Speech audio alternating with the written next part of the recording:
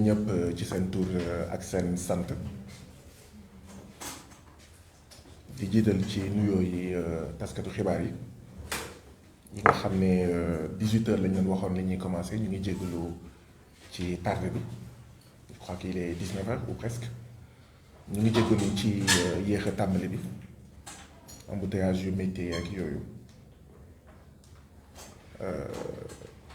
di am mbégte di dalal ci makkaanu FRAPP ci siège u FRAPP délégation wu mouvement gëm sa bopp ki jiite délégation bi nekk le président Bougane Gueye Dany bi nga xam ne kenn dootu ko présenté ci délégation secrétariat exécutif national bu FRAPP mooy dalal kon le mouvement gëm sa bopp fii ci siège u FRAPP waa gëm sa bopp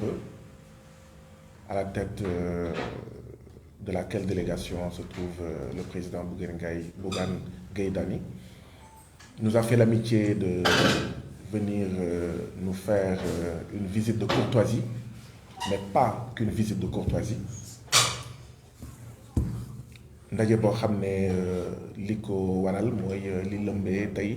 Sénégal muy élection législative yi nga xam ne ci lañ nekk ñuy ñaan nag bu kenn soofantal jafe-jafe yi nga xam ne ñu ngi koy dund ci processus électoral bi bari na ay réew yoo xam ne ci àddina bi waxuma rek Afrique ci àddina bi bu tàkkee bu ñàkkee jàmm bokkoon na ci coowal élection bokkoon na ci processus électoral boo xam ne acteurs yi ànduñu ci déggoowuñ ci ñàkkum kóolute rax na ci duma fàttali kaawu Guinée duma fàttali kaawu Côte d'Ivoire ak ñoom seen foog naa ne kenn bëggul nag li dal réew yooyu ak yeneen dal Sénégal bi nga xam ne ba tey jii nii woy buñ koy woowee te mu koy topp mooy exception sénégalaise exception sénégalaise nag mënul nekk rek ci ay wax ci ay taxawaay ak jëfin dañ koy suuxat dañ koy ñàkk dañ koy aar dañ koy dundal dañ koy arrosé ko dundal ko ñàkk ko bokk na ci waxtaanee jafe-jafe yi fësal leen waaye itam pencoo jafe-jafe yi fexe ba fànk jafe-jafe yooyu ndaxte fu ñu mun jëmee mun na nekk foo xam ne du lu gën ci réew mi daaw rek ñu ngi jógee ci événement yu dramatique ak tragique yi nga xam ne ba tey jii nii ñu ngi koy naxarlu bëggaatuñu lu mel noonu wala lu jege noonu amaat fi loolu nag bu ñu bëggee jàmm comme ni ñu koy faral di waxee pas de justice pas de paix pas de justice pas de paix bu ñu doxaleewul yoon jàmm mënul am waaw doxal yoon tamit bokk na ci processus électoral bu démocratique bu transparent bu sincère donc dañuy jox kàddu gi suñu xarit suñu mbokk waa Gëm sa bopp jox kàddu gi président Bougane Gueye Dany mu wax li nga xam ne moom mooy seen tànk ñoom bu ñu paree ñàkkul mu am loo xam ne dinañ ko ci wax ginnaaw baat yi nga xam ne ñoom dinañ ko sànni ci conférence bi. Président Bougane Gueye Dany, nous vous souhaitons la bienvenue au siège du FRAPP. dal leen ak jàmm ci makkaanu FRAPP seen kër la këru askan wi la nga bokk ci askan wi ñu am mbégte dalal leen fii ci siège du FRAPP. Merci. Bougane Gueye Dany bismillah. jërëjëf merci Guy Marius Sagna Merci le doyen Kane. Merci également à toute l'équipe du MUFIFEC. Nos salutations les plus sincères. Parce que tànk yi nga xam ne moom moo ñu tax a ñëw tey tànk la yu ngeen yàgg dégg parce que jafe-jafe askan wi yàgg ngeen ji ci taxaw ni ñu ko dunde et jël décision ne dinañu dem waxtaan avec les forces vives qui sont au Sénégal yaakaar naa ne loolu tey nit mënu koo wax jéggi ci frappe. Alors li nga xam ne mooy jafe-jafe bi gëm sa bopp dund dans la grande coalition ànd ci ak les responsables yi ñu àndal ñëw yaa ngi ko dégg nga ko waxtaane nañu ko léegi mooy le parrainage. Ce parrainage je crois que yéen njëkk a nekk les premières victimes parce que on se rappelle de l'arrestation qui a été suivie de maltraitance yaa ngi koy wax léegi et boobu ba ngeen di jóg da ngeen doon xeex pour les partis politiques et je dis souvent c'est le problème que nous avons nous qui avons un engagement citoyen. Cet engagement citoyen que nous avons souvent les politiques duñu fekk ci doxalin bi ak taxawaay bi nga xam ne moom moo war. Aujourd'hui, force est de constater que le parrainage a été utilisé pour aboutir à une sélection boobu war ñu yóbbu ci ay élections. Donc ñu gis ne ñun au niveau de la grande coalition Gëm Sa Bopp on a été lésés par une administration partisane, par une administration clanique, par une direction générale des élections boo xam ne ils sont à la solde et à la merci de Macky Sall et de son clan. Bi ñu koy wax it waxuñu ko pour wax di sànni dañ ko wax ak ay preuves parce que kayit yi ñu leen jox moom la ñu yóbbu fépp fu ñu dem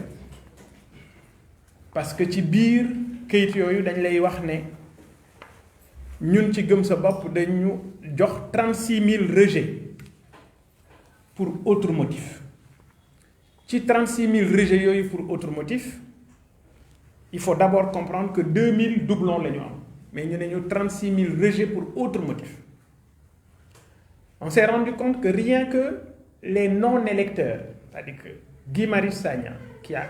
sa carte d'identité, un numéro d'électeur, lieu de vote, bureau de vote, le logiciel vous considère comme un non-électeur, c'est-à-dire vous n'êtes pas inscrit sur les listes électorales. C'est gravissime. Mais li ci nekk ci jàngat pour ñiy def informatique xam nañ ne boo amee logiciel de vérification dañ koy pointer ci base de données boobu c'est le fichier électoral. Si des Sénégalais sont considérés comme non inscrits sur le fichier électoral alors que am nañu numéro d'électeur, lieu de vote et bureau de vote, ça veut dire tout simplement que ces Sénégalais ne sont pas sur le fichier électoral qui a servi au niveau de la direction générale des élections lors du contrôle des parrainages. Et je dis ça, rien que pour ça, on en a 19 000. Et dañu ñëw pour wan leen ñu wan la ay Sénégalais yoo xam ne seen numéro électeur mu ngi nii seen carte d'identité seen numéro électeur mu ngi nii encore et pourtant ñu considérer leen comme ay non-électeurs. Et je dis ce cas on en a 19 000 moo tax ñu tënk lépp boole ko également avec un rapport boo xam ne lii muy des électeurs yu ñu wax ne c'est des non-électeurs là il y en a 142 qu'on a choisi comme ça au pif ku ci nekk ñu jox la numéro électeur am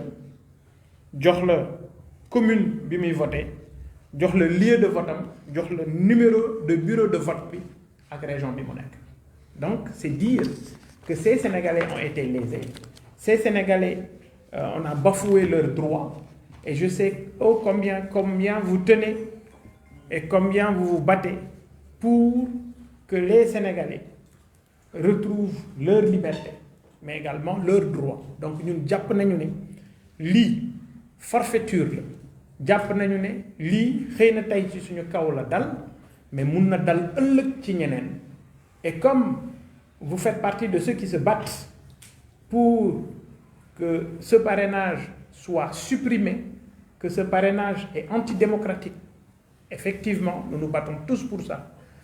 Il est de notre devoir de venir vous rendre visite, partager cette peine avec vous, parce que ci loolu ngeen nekk, ci loolu ngeen mus di taxaw, ku am jafe-jafe yéen sol ngeen seen dàll bokk ci ñuy xeex ak ñoom ci jafe yooyu boobu. Et je crois que les Sénégalais vous doivent bien des remerciements par rapport à tout ce que vous êtes en train de faire. Kon jaadu na ñun ñi nga xam ne ñoo bokk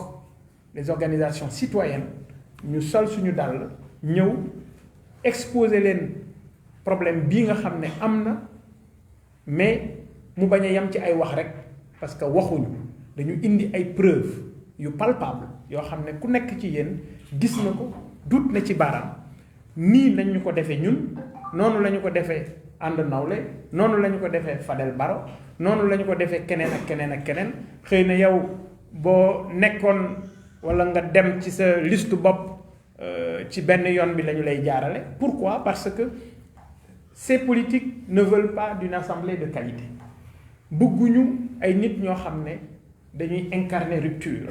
Bëgguñu ay nit ñu mel ni yow nga xam ne biir nañu ne soo demee Assemblée nationale di nga participer à la qualité des discussions,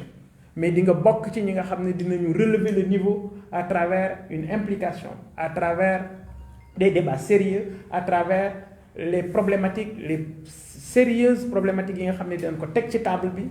te mu bokk ci li Sénégalais yi di dund, parce que tout simplement ils veulent toujours nous orienter dans des débats politiciens yóbbuñu ci loo xam ne du njariñu askan wi. Alors donc déplacement bi jàpp nañu ne dañu ñëw vers des Sénégalais qui se battent pour un mieux-être pour les Sénégalais, qui se battent pour un Sénégal de rupture, et loolu mooy li ñu tax a jóg, loolu mooy li nga xam ne mooy suñuy tànk. Kon suñu ñëwee am nañu yaakaar ne ñun ak yéen ñoo bokk benn xalaat bi, benn yéene bi, mooy faire de ce Sénégal benn havre de paix, faire de ce Sénégal teg ko ci yoon boo xam ne résolument dina nekk sur la voie du développement. Et je sais que loolu mooy seen combat bi leen gën a tenir à cœur, te loolu it ñun mooy di suñu combat. Donc lii nga xam ne jox nañu la ko, waxtaanee nañu ko, xamal ne ce sont des Sénégalais qui depuis des années se battent comme vous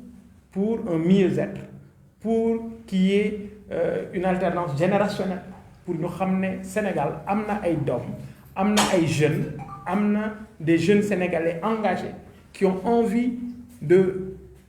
propulser ce pays sur les rampes du développement, et c'est bien possible. Loolu nag pour mu nekk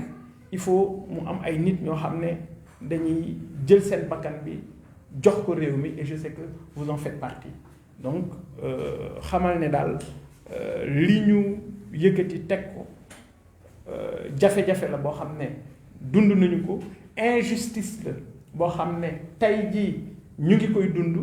wax nañu ko, yegge nañu leen ko, pour ngeen bàyyi ci xel ba bu ëllëgee fu ñu toog di wax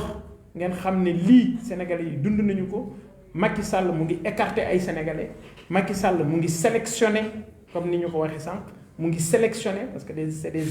c'est une sélection législative. Effectivement c'est une sélection, c'est pas une élection, parce que day tànn ñi mu bëgg ñu dem ci. Et boo xoolee ñi muy tànn effectivement yamul rek ci candidats yi wala ci liste yi, yegg na même ba ci électeurs yi, parce que bu ñu mënee tànn ne kii électeur la kii du électeur alors que ñuy ay sénégalais yor même ay droits ça veut dire tout simplement Macky Sall mu ngi jël réew mi di ko jëmee ci situation bu extraordinaire et loolu du ñu ko accepter et je sais que c'est quelque chose boo xam ne yéen vous vous battez pour ça institution nag xëy na damay wax ne oui war nañu respecter institution yépp parce que loolu mooy clé de voûte suñu union suñu envie de vivre ci benn suuf bi ñu nekk ñun ñëpp waaye nag bu fekkee ne institution yi ci seen bopp respecté wuñu ñoom ci seen bopp je crois que citoyen bu ci nekk it am nga droit jóg taxaw jàkkaarloog institution yooyu jëflante ak ñoom jàmmaarloo ak ñoom parce que ce droit la ñu la bëgg a xañ et je crois que ce que la DGE a fait ak le ministre de l'Intérieur forfaiture la complot la c'est une situation inédite boo xam ne jàpp nañu ne war nañu taxaw xeex ko pour leur dire stop jërëjëf. Merci beaucoup monsieur le président Bougane Gueye Dany di leen di gërëm di leen di sant yéen délégation bu la grande coalition Gëm Sa Bopp comme ni ma ko waxee woon sànq ñun waa Front pour une révolution anti-impérialiste populaire et panafricaine FRAPP ñu ngi leen di dalal fii ci makkaanu askan wi di am mbégte dalal leen fii di bokk ak yéen naxar wi métit bi nga xam ne moo leen dal yéen waa grande coalition Gëm Sa Bopp dal jàmmi gox bi ñoom Fadel Barro dal ànd nawle Serigne Mboup ak ñoom seen ndaxte liste bi gudd na je crois que ñaar fukk ak juróom liste de candidature ñoom ñoo déposé woon fu mu nekk nii ñu ngi toll ci fukk ak juróom-ñett voilà ñu ngi toll ci juróom-ñett ça veut dire que kon am na 17 bu dee juumuma fukk ak juróom-ñaar yi nga xam ne éliminé nañ leen boobu ak léegi te demaguñu fenn 2019 ñun FRAPP la ñu wax ne amatuñu Sénégal sélection moo fi am 2019 sélection présidentielle moo amoon du élection présidentielle ndaxte candidat yi bëre woon nañ yow ci nga bokkoon Malick Gakou ci la bokkoon ak ñoom seen ñu éliminer leen ni ñoom ñëpp ba mu des juróom boobu la ñu wax ne sélection présidentielle moo am parrainage c'est antidémocratique ñu ñëwaat ren suñu kàddu démb di suñu kàddu tey sélection législative la ñu président Macky Sall bëgg a yóbbu sélection législative mooy président Macky Sall mooy tànn candidat yi waaye sax mooy tànn électeurs yi waaw ndaxte gox bu ko neex lay jox carte yépp yeneen gox wala yeneen bërëb ci Sénégal ak ci àddina bi yi nga xam ne jàpp na ne foofu du fa am lu bëri carte yi muy joxe foofu du bëri wala sax ci bindu bi moyens yi ñuy dugal ci gox yi nga xam ne jàpp nañ ne mooy chefu président pour accélérer gaawantal bindu bi du bokk ak yeneen gox yi donc loolu mooy sélection présidentielle loolu mooy sélection législative ñu ne waaw état boo xam ne administration boo xam ne mën na organiser élection ak plus de 4000 listes defe naa moo nekkoon élection locale plus de 4000 listes de candidats xanaa du ñaar fukki liste ak juróom moo la tëg kon na nga war a indil beneen lay benn ñaareel bi naam ñu ngi bokk ci ñaar fukki réew ak ñett yi gën a ndóol ci àddina bi et donc war nañ xool naka la ñuy gën a saxanalee suñu alal dëgg la mais bu fekkee wàññi frais élection yi moo la tax a jóg lan moo tax depuis 2012 dugaluloo le bulletin unique kon yow déedéet du xaalis moo la tax a jóg du rationaliser alal bi ñuy dugal ci élection kon nga dugal bulletin unique waaye da nga xam ne bu ñu defee bulletin unique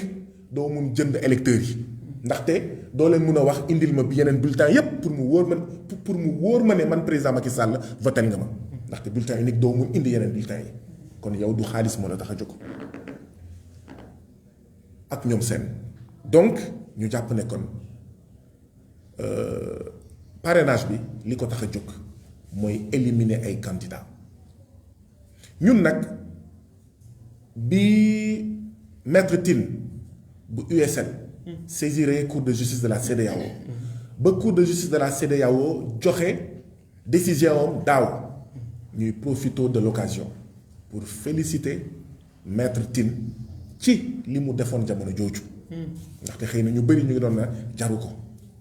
ñu koy féliciter même bu fekkee après jëm nañ sax am contact ak moom ci weer yii passé pour xeex bi bañ a nekk rek xeexu droit waaye xeexu rapport de force parce que président biñ ko sëkkal kooku du ay wax mooy tax mu dellu ginnaaw il faut édifier un rapport de force bu koy delloo ginnaaw mais ñu ngi féliciter maître Tine ci déjà taxawaayam à l'époque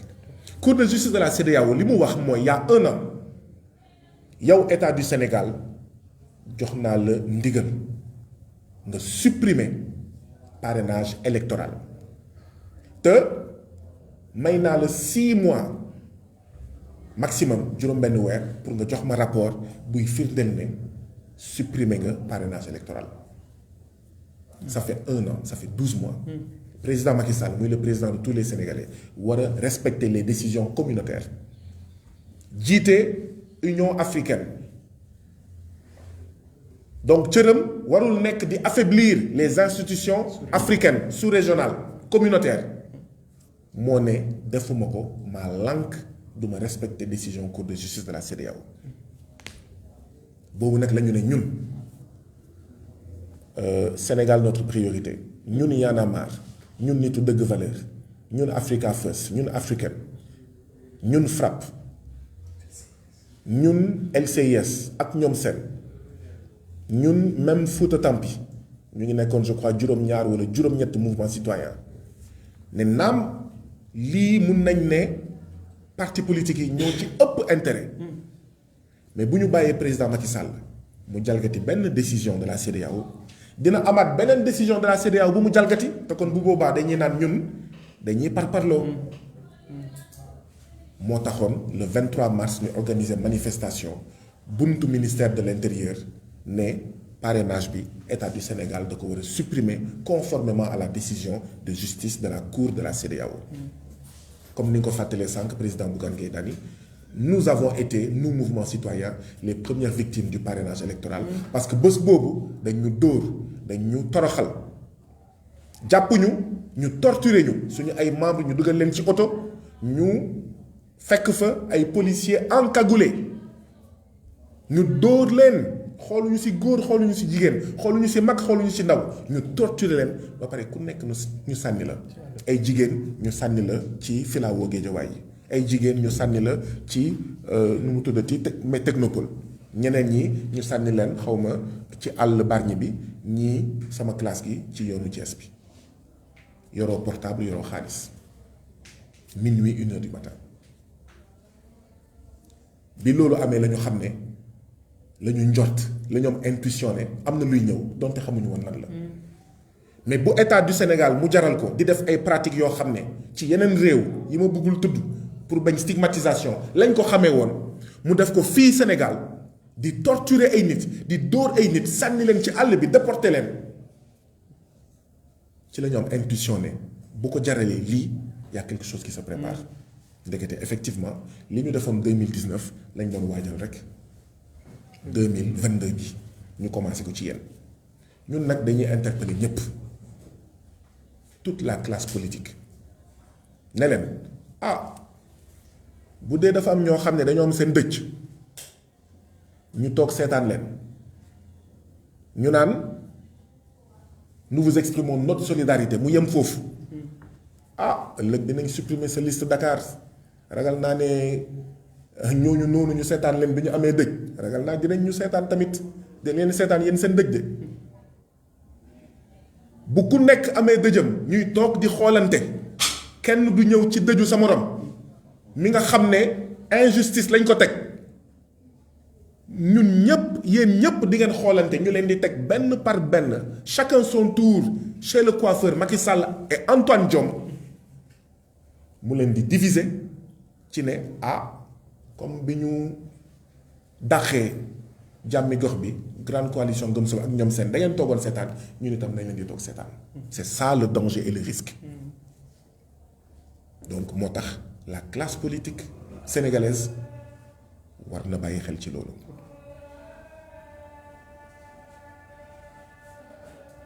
war na bàyyi xel ci loolu donc ñun foog naa ne li ñu mën a wax mooy victime du parrainage de tout le Sénégal, unissez-vous.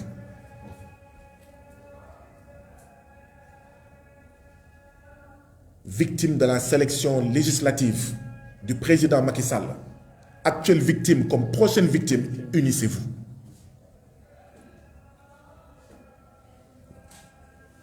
ñaareel bi mooy il faut que ñu profité ci occasion bi ngir sonj tamit acteurs politiques yi ndaxte sàcc bi ñuy sàcc parti politique yeeg mouvement yeeg ak ñoom seen sàcc boobu dafa commencé ci askan wi. Les victimes de recrutement mais clientélistes. mais ñooñu tamit dañ leen sàcc lu ñuy sàccee parti politique ak mouvement citoyen yi tey. Les victimes de spoliation foncière ñoom elles ont été victimes d'abord léegi nag parti politique yi ak acteurs politiques la ñuy spolier. Les victimes d'accaparement de forage xëy na ñu toog seetaan foog ne foofu lay yem tey c'est le tour des acteurs politiques. donc moo tax tamit ñun il faut que ñu am une vision holistique taxawaay bu holistique xam ne bu ñu seetaanee le parti au pouvoir président Macky Sall et son administration di sàcc une section du peuple moo xam suuf la moo xam recrutement clientéliste la moo xam leneen la day yéex rek waaye dafa naan àll ndaxte képp kuy sàcc alalu askan wi di nga sàcc élection c'est une loi universelle képp ku sàcc alalu askan wi boo buggee mucc da ngay sàcc élection boo buggee wëyal pérenniser ce régime prédateur foog nga sàcc ma ne bu fekkee depuis 2012 sàcc rek nga fi nekkee détourné rek nga fi nekkee yow président Macky Sall mais évidemment élection bu jotee di nga xool comment tu vas détourner les élections qui détourne les richesses d'un peuple détournera ses élections lii mooy wax ci et donc l'heure est au grand rassemblement il ne s'agit plus d'interpréter le Sénégal il s'agit de le transformer ndaxte lii dal la grande coalition Gëm Sa Bopp te effectivement ñu wax ñu ko indi ko def ko ci ay documents présenté ko Guédiawaye avant tey defe naa ne que ñun ñëpp xam nañ ko depuis 2019 moo tax d'ailleurs il faut féliciter et saluer taxawaayu la grande coalition Gëm Sa Bopp qui est en train de documenter la fraude électorale ñun li ñu wax mooy il y a un hold-up électoral en cours et le premier acte mooy cette sélection antidémocratique ce parrainage antidémocratique waaye fii la commencé du jeex tey dina continuer ba le 31 juillet ba bu mu jaaxal kenn le 31 juillet président Macky Sall bu amee 57% wala 67% wala 53% bu mu jaaxal kenn et donc c'est aujourd'hui c'est hier même qu'il fallait en fait se mobiliser ñi nga xam ne ils ne sont pas victimes pour l'instant de cette sélection législative doivent se sentir concernés par l'injustice faite à la grande coalition Gëm Sa Bopp à la coalition Jàmmi Gox Bi à la coalition And Nawlé ak ñoom seen ñi nga xam ne dañ leen écarté du processus aujourd'hui c'est eux demain c'est vous mooy li waa ji doon wax quand on est venu prendre les juifs je n'étais pas juif je n'ai rien fait quand on est venu prendre les musulmans j'étais pas musulman je n'ai rien fait quand on est venu prendre les syndicalistes je n'étais pas syndicaliste je n'ai rien fait quand on est venu prendre les communistes je n'étais pas communiste je n'ai rien fait et quand on est venu me prendre mais il y avait personne pour me protéger donc dañoo jàpp ne tey il est important que askanu Sénégal def bloc pour défendre tous les Sénégalais dans leur diversité ñi ñu sàcc seen suuf il faut ñu défendre leen waaye ñi ñu bëgg a sàcc tamit seen parrainage sàcc seen participation aux élections il faut qu'on les défende ñi ñu sàcc seen forage accaparé ko il faut qu'on les défende waaye ñi ñu bëgg a sàcc tamit seen élection il faut que ñu défendre leen il faut qu'on comprenne que tous ces points-là sont liés et éviter l'erreur parce que loolu tamit erreur bu mag la boo xam ne waruñu ko def que les citoyens sénégalais aient l'impression que les acteurs politiques c'est quand seulement ils sont menacés qu'ils se lèvent Mais quand les citoyens sénégalais sont victimes de spoliation foncière, quand ils sont victimes d'accaparement, de forage, quand ils sont victimes de recrutement clientéliste, quand ils sont victimes d'une oppression d'État, comme suñu mbokk ASP yi nga xam ne depuis 9 ans 8 ans ñu leen di fay fukki junni ci ay borom kër père mère soutien de famille ñu toog seetaan bés élection dina jot ñoom itam ñu toog seetaan mooy li ma doon wax sànq rek ku fi am sa dëj sénégalais bu fi am dëj ñu seetaan ko ragal naa ne bés boo amee sa dëj dina la seetaan. Donc comment faire pour fédérer tous ces dëj là? Pour moi, c'est ça la foi. Comment faire pour fédérer tous ces Sénégalais victimes d'injustice, pas seulement sur le plan du processus électoral, pas seulement sur la question des législatives, mais sur d'autres questions qui touchent au quotidien des Sénégalais et où les Sénégalais se sentent très seuls. Fédérer tout ça et édifier un rapport de force qui fasse reculer le président Macky Sall, parce que le président Macky Sall peut reculer. Absolument.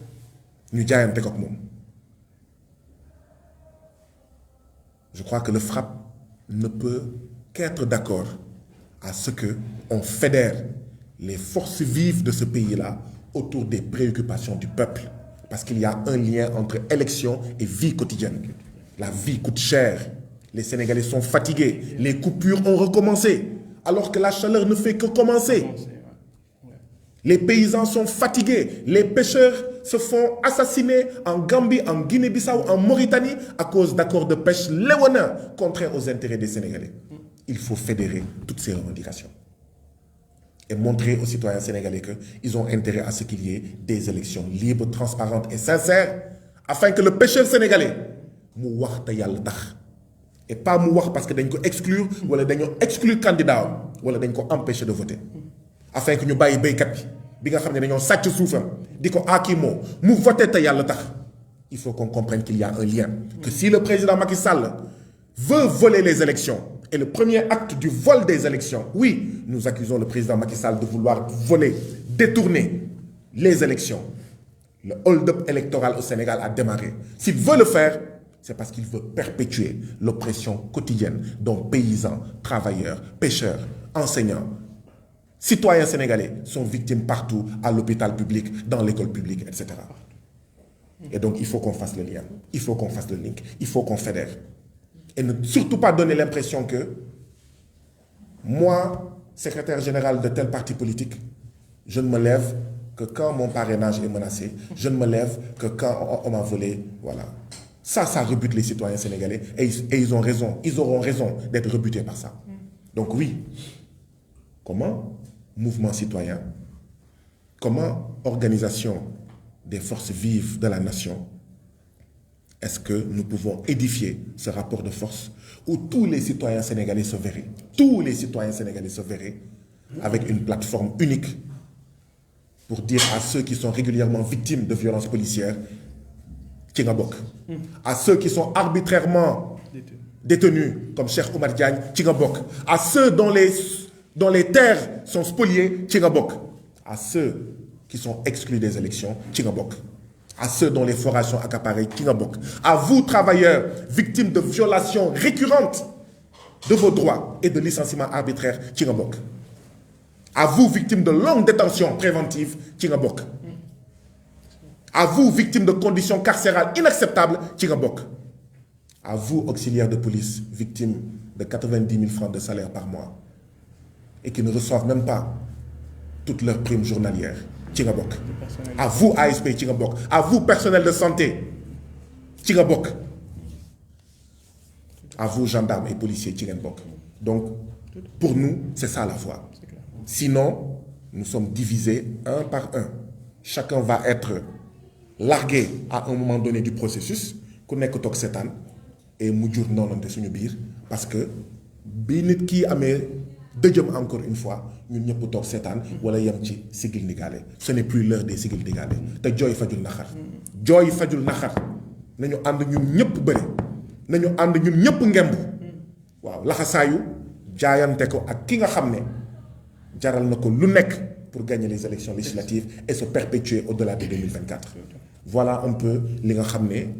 moom la ñu bëggoon na wax. Et donc oui, L'heure est au discours, mais pas seulement au discours. L'heure est à l'interprétation, mais pas seulement aux interprétations, surtout à la transformation de notre pays. Et cela est possible.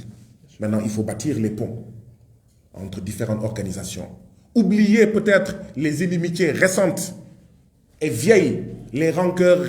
mais récentes et vieilles entre acteurs, entre organisations. C'est le Sénégal qui est en jeu. C'est la paix au Sénégal qui est en jeu. Parce que oui, ni élection taalé yeneen réew ñaanuñu ko yàlla mais mun na fi am. Donc bu fekkee dañoo bëgg a jàmm tey la ñuy jóg def benn say ñi bëgg a taal Sénégal ñu ne leen du ko fi taalee. Or rapport de force mooy tax ñu bañ a taal Sénégal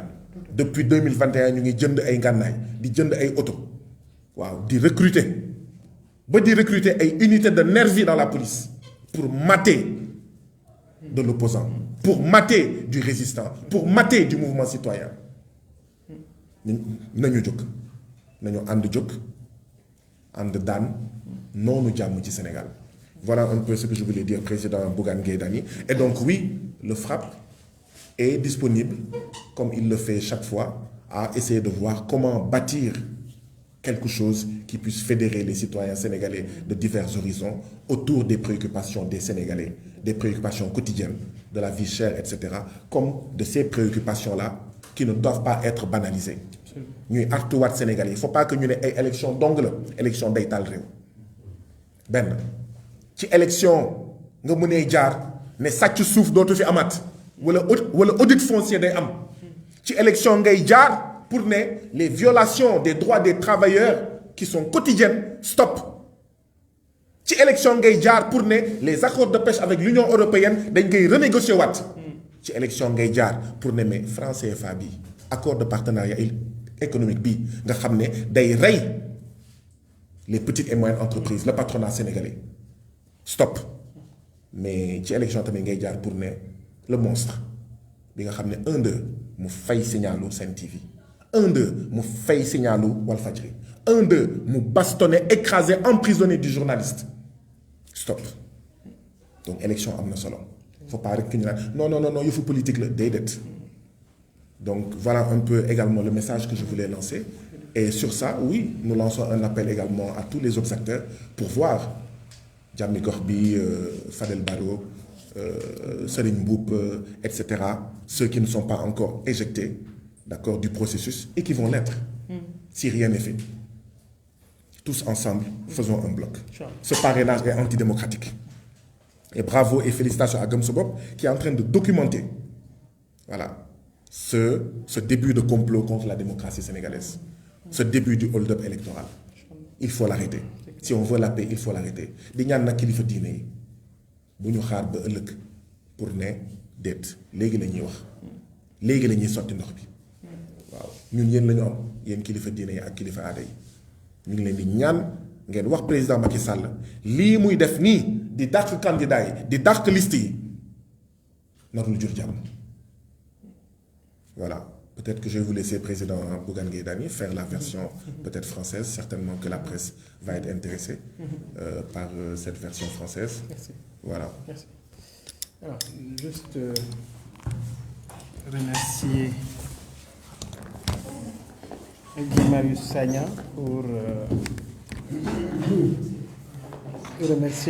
Sagna pour ce cri du cœur. Je crois que c'est compris par les acteurs et que nous ferons bloc pour barrer la route aux monstres, comme vous venez de le dire. Pour revenir sur cette rencontre,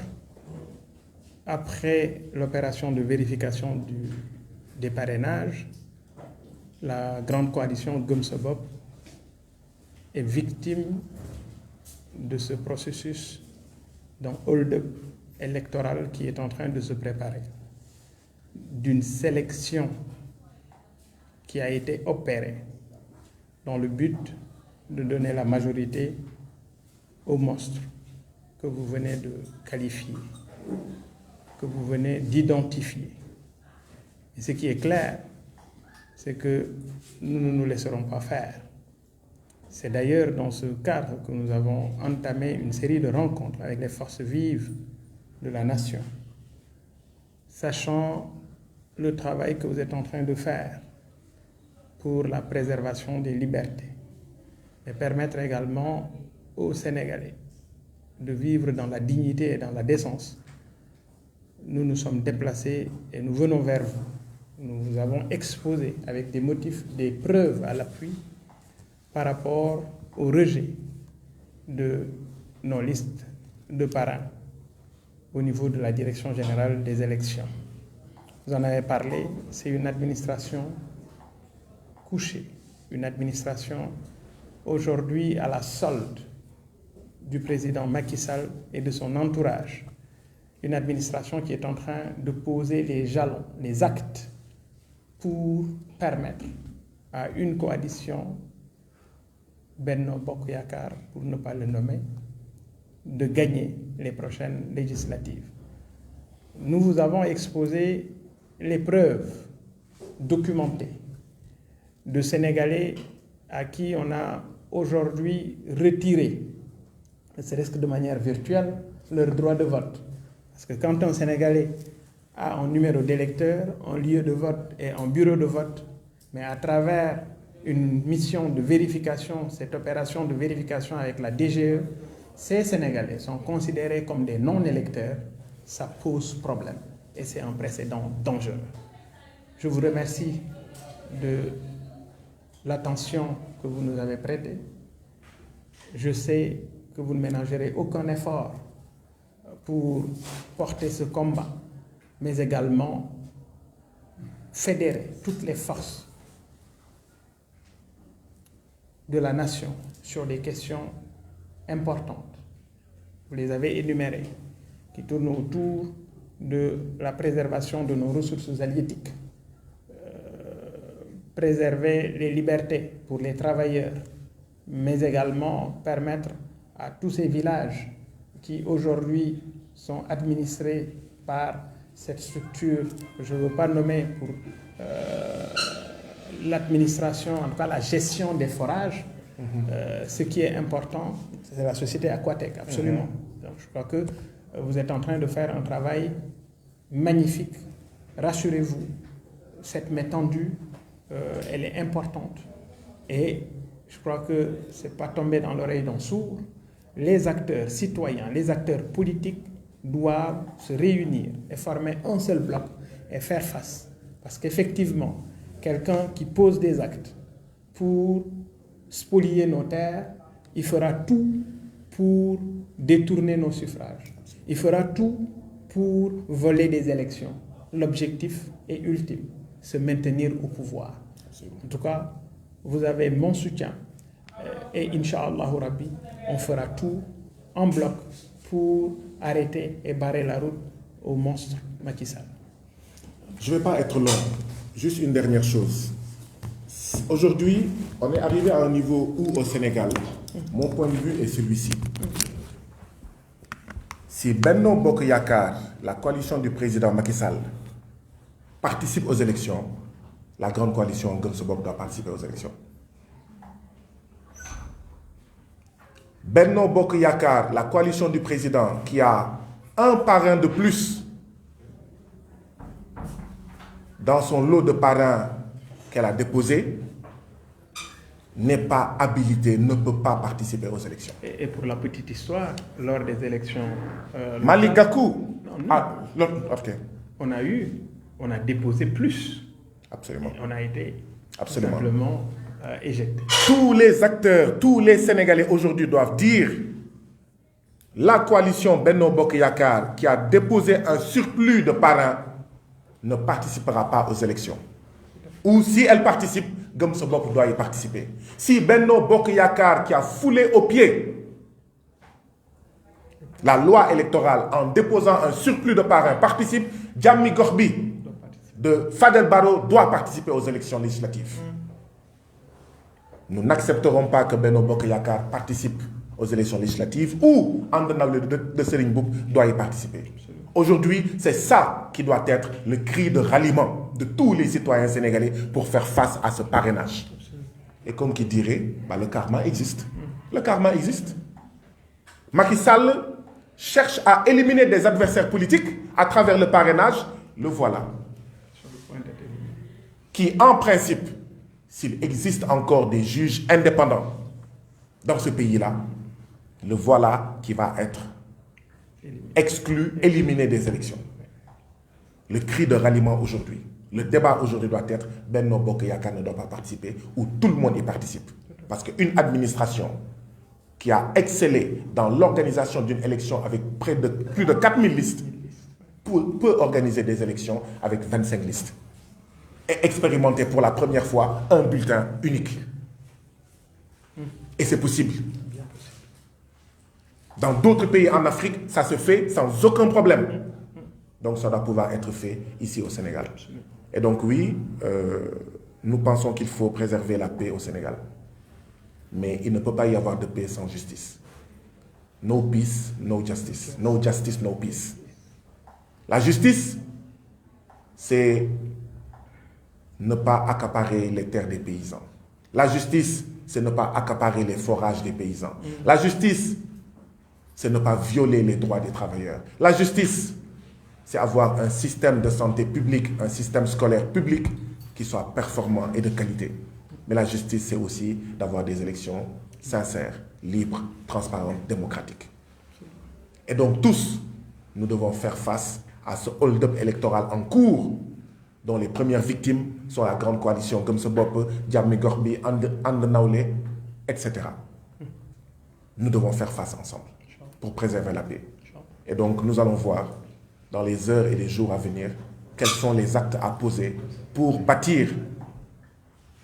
les ponts afin de fédérer toutes les forces vives de la nation pour protéger et sauver le Sénégal. Je vous remercie. Peut-être que les journalistes ont des questions. Oui. Non, ne vous inquiétez pas. Donc, nos invités sont là pour vous. Si vous avez des questions. Voilà. Ma question, je vais la poser à M.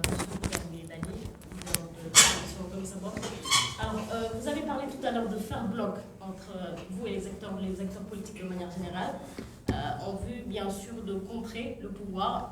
Alors, la coalition Yewwi Askan Wi prévoit un rassemblement dans les jours à venir. Est-ce qu'on peut s'attendre aujourd'hui à une union entre coalition Gëm Sa Bopp et la coalition Yewwi Askan Wi? Écoutez, je crois que l'invite est venu de Guy Marius, mais ce qui est clair, c'est que si nous voulons faire face, on est obligé de nous unir et d'avoir une plateforme de lutte sur des questions essentielles. Et ça transcende les clivages, ça transcende les appartenances, etc., etc. Ce qui est important, et nous sommes ouverts depuis le départ, on le dit tout le temps, tout ce qui permet d'unir les forces pour faire face à Macky Sall, on est dans cette logique. Et je crois qu'aujourd'hui, plus qu'hier, on est déterminé à faire ce travail-là en bloc, dans une synergie d'esprit pour arriver à un résultat. Donc vous serez de la marche, vous allez participer à cette... Donc je dis, moi, tout ce qui est initiative qui entre dans le cadre de barrer la route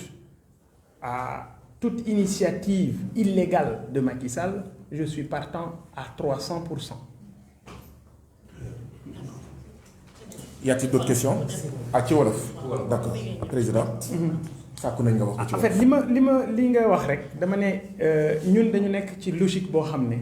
lépp lu nit mën a poser comme acte boo xam ne day nasaxal pexey Macky Sall ñun grande coalition Gëm Sa Bopp nga xam ne mouvement Gëm Sa Bopp ci la bokk ñu ngi ci taxaw nañu ci ànd nañu ci parce que li ñu gëm effectivement mbooloo boobu dafa am solo. mbooloo boobu la ñu soxla ne serait-ce que xëy na mun nañu xeex sur le plan des convictions politiques mais li am solo mooy sur des questions essentielles il faut ñu am plateforme boo xam ne day xeex jëm ci ay questions essentielles comme ni ko Guy Marius waxee léegi noonu laa ci ànd ak moom ci xalaat et noonu laa jàpp ne aussi noonu la ñu ko war a doxalee amul xam nga tey processus électoral ni ñu koy doxale jaay doole bi ñu ciy wane tey xëy na ànd nawle dal nañu ci kawam xëy na tey jàmmi gox bi dal nañu ci kawam mais am na ñeneen ñoo xam ne dal nañu ci seen kaw parce que j'estime que benn parrain boobu ëpp ci Benno Bokk Yaakaar mais war na doon lii dajale ñépp ngir xeex bi ñu war ko doxal. Pourquoi? Parce que Benno Bokk Yaakaar mënu fi nekk di segg ñi muy àndal ci élection di segg citoyens yi war a jóg sax dem voter ji jot na ñëpp boole seen doole pour balayer la route. C'est pourquoi je dis il faut une plateforme de lutte boo xam ne ñëpp dañ ci dugal seen loxo muy organisation citoyenne yi muy parti politique yi ñoom politiciens yi naka lañ mun a def ba ñun ñëpp ñu bokk benn plateforme mun a jàkkaarloo ak Macky Sall ci ay pexeem parce que kii pexe di la sàcc kii pexe di sàcc sa alal kii pexe di ronki say ressources kii pexe ba ndox mi nga war a naan mu téeg ci loxoom di ko jaarale fi ko neex kii pexe ba yow miy liggéey sa àq ak sa wareef mënuloo ko am loolu mu lay teg muy jafe-jafe mais bu amee possibilité gën a sax ci li mu nekkoon mooy sàcc ay élection ngir perdurer ci li mu nekk mais bu boobaa du hésiter et premier pas bi mu teg mooy lii ñu wax te documenté ko jox leen ko ñu ne leen acte yii ñu posé il faut ñu bàyyi ci xel parce que acte bi li mu wane mooy ay sénégalais yu war a nekk électeurs ñu ne ñoom du ñu ay électeurs non électeurs ça veut dire qu'il y a un problème de fichier électoral et damay fàttali sénégalais yi bi ñu génnee ci élection locale yi premier conseil des ministres demal nga seetaat la mu ci wax mooy élection yi ñu génn wane na ne le fichier il est fiable ça veut dire que ce fichier n'est pas fiable ça veut dire tout simplement qu'il y a des sénégalais yoo xam ne tey jii fichier boobu jëlu leen en considération mais pexe la yu mu teg moom li mu ko jaral moom Macky Sall ak ñun nit sénégalais yi ñun organisation citoyenne yi politiciens yi ñu àndandoo booloo bu boobaa dinañ xam ne mën nañu ko barrer la route. Donc votre question, effectivement, oui pour une plateforme commune de lutte pour balayer la route à Macky Sall. Non muy Yewwi Askan Wi muy FRAPP muy keneen ak keneen ak keneen c'est-à-dire que ku ci mën a taxaw àndu nawle jàmmi gox bi képp ku taxaw ngir taxawal une plateforme commune boo xam ne ñëpp dañ ciy dugal seen loxo dama ne fi ñu jëm ak Macky Sall warta am xàjj ak seen c'est-à-dire ku ne mën nga am nag sa gëm-gëm ci wàllu politique mais fi ñu jëm ak Macky Sall mënula am xàjj ak seen mënula am par parloo c'est-à-dire il faut une force une plateforme commune de lutte pour faire face à Macky Sall faire face à ses dérives faire face à ses ambitions antidémocratiques etc.